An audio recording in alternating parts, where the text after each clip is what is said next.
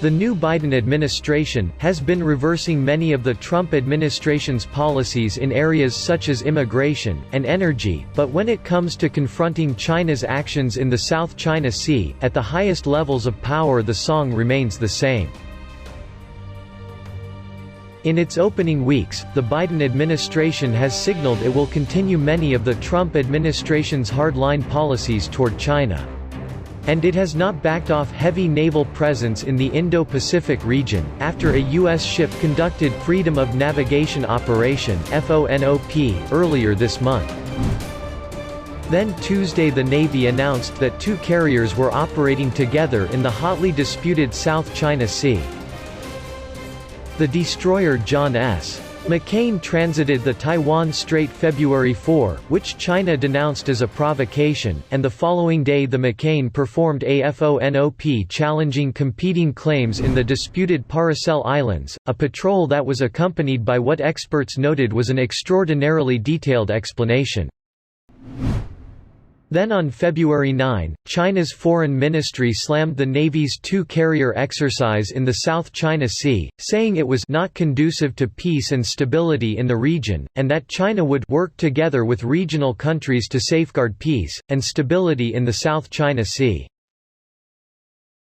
Just 21 days into Biden's presidency, and with a remarkably small sample size, the emerging policy on China looks nearly indistinguishable from the Trump policy, which has led many China watchers to believe that a policy of strategic competition with Beijing, in the maritime realm and beyond, is here for the long term.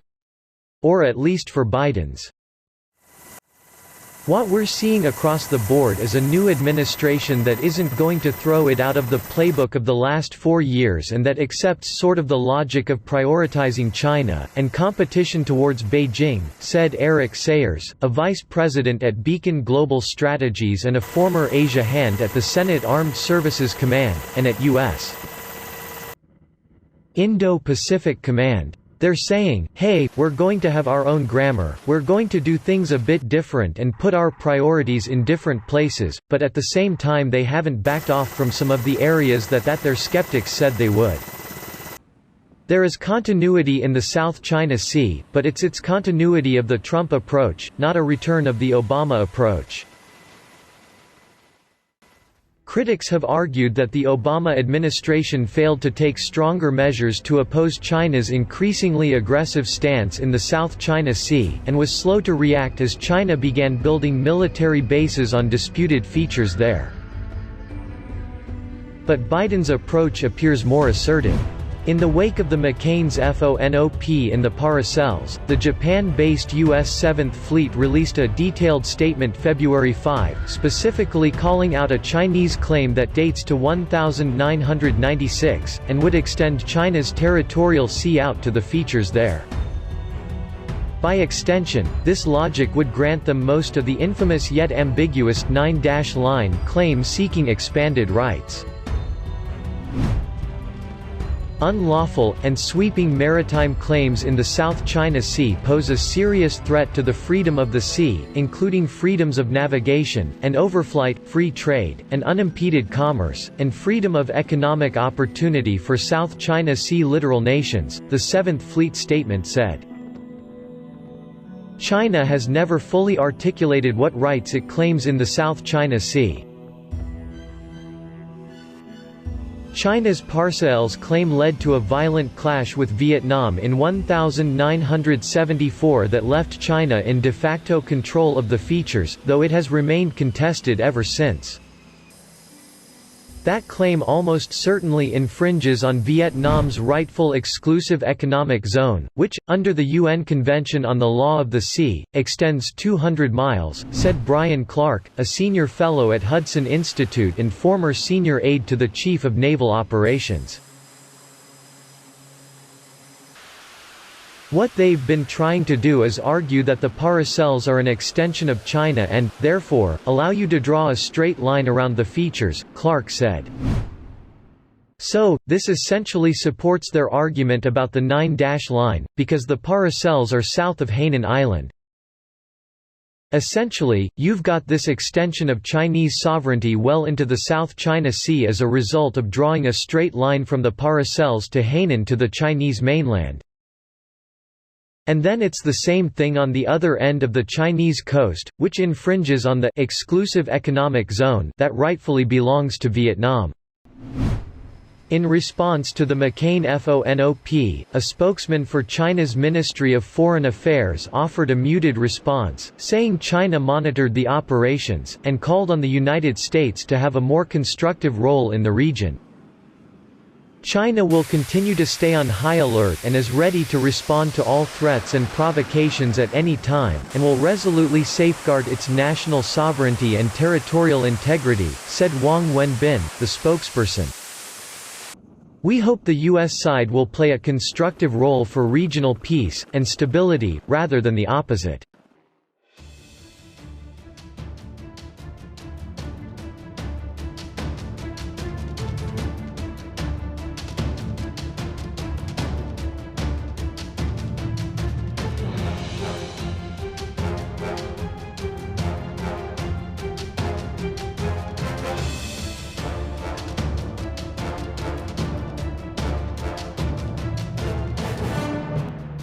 Despite radically different positions on a range of national security issues, when it comes to the China relationship, Biden and Trump have charted similar courses thus far. Both Biden and new Secretary of State Antony Blinken have signaled the need for some cooperation, particularly on tackling climate change. But the Biden administration has also held the line on the 2020 decision by Secretary of State Mike Pompeo to formally reject China's expansive claims in the South China Sea, and has backed Pompeo's late-hour determination that China's actions against Uyghur Muslims in Xinjiang province constituted genocide.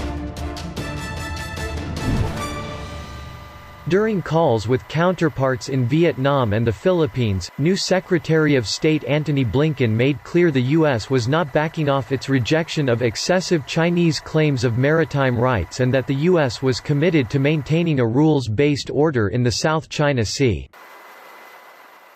In a State Department readout of a January 27 call between Blinken and Philippines Secretary of Foreign Affairs Teodoro Locsin, Blinken said the United States rejected China's maritime claims in the South China Sea to the extent they exceed the maritime zones that China is permitted to claim under international law as reflected in the 1982 Law of the Sea Convention, according to a statement from state spokesman Ned Price. Secretary Blinken pledged to stand with Southeast Asian claimants in the face of PRC pressure, the statement reads. It also made clear the U.S. would defend against attacks on Philippines' military or government assets. The importance of the Mutual Defense Treaty for the security of both nations, and its clear application to armed attacks against the Philippine Armed Forces, public vessels, or aircraft in the Pacific, which includes the South China Sea.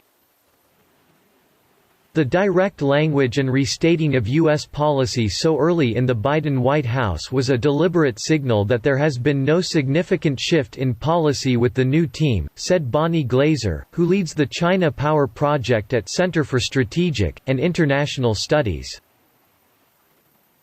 It is essentially a restatement of Trump policy, articulated by Pompeo in mid-2018, and mid-2020, Glaser said.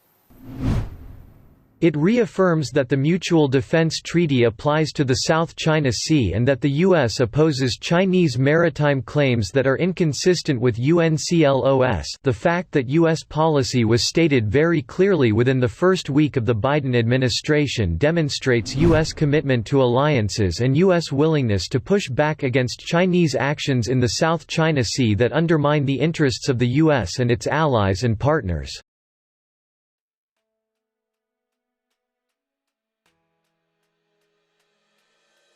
What remains unclear is how that will impact Defense Department acquisitions priorities going forward. On February 4, Secretary of Defense Lloyd Austin launched a force-wide posture review to address if the military has the right capabilities in the right places to address the threats the country faces. And in comments Wednesday at the Pentagon, Biden said Austin had ordered a China task force to ensure the DoD is pursuing the right concepts and technologies. Today I was briefed on a new DoD-wide China task force that Secretary Austin is standing up to look at our strategy, operational concepts, technology and force posture and so much more, Biden said. He added that the task force would map out the course that would incorporate allies, and partners, and a whole-of-government approach to meet the China challenge. There have been some clues as to what the administration is thinking coming in the door. In response to a question about the Trump administration's late-hour force structure assessment, new Deputy Secretary of Defense Kathleen Hicks said she was inclined to support many, but not all, of the themes in the assessment. "There's some really interesting operational themes that I'm attracted to," Hicks said. "There's a focus on increasing use of autonomy. There's a focus on dispersal of forces and there's a focus on growing the number of small surface combatants relative to today." Hicks' discussion of dispersal of forces is seemingly a reference to the Navy's plans to fight in a more spread-out manner, using sensors on unmanned autonomous platforms linked to manned platforms to push capabilities to more places for less money than it would cost to spread those sensors around on manned platforms. That likely means the Navy's networking effort, Project Overmatch, upon which the whole concept depends, will go forward. By extension, the broader Air Force-led Combined Joint All-Domain Command and Control Network will likely be a priority as well. She also pointed to increasing investments in small surface combatants, which is another means of starting to reduce the cost of spreading around significant capabilities for less money. The next-generation Constellation-class frigate was awarded last April to Fincantieri and its Wisconsin shipyard Marinette Marine. It is unclear if hypersonic missiles, a key Trump-era priority aimed at giving the military the ability to rapidly strike Chinese targets at extremely long ranges, will endure as a priority in the Biden administration. "A little tougher than what I thought, but to date, national security-minded conservatives have welcomed the Biden team's embrace of many of the Trump administration's hardline China positions."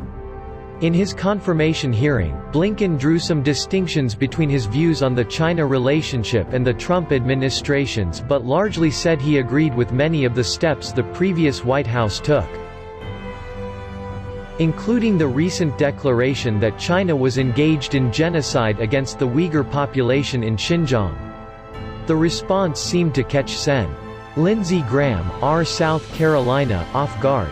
"You do agree?" a seemingly surprised Graham asked, adding haltingly that we're on a good start here. "So, this. Really, I just very much appreciate that." In the highest level-to-date interaction between the U.S. and China since the new administration took office, Blinken released a statement saying the U.S. was not backing down on China's destabilizing role in the region.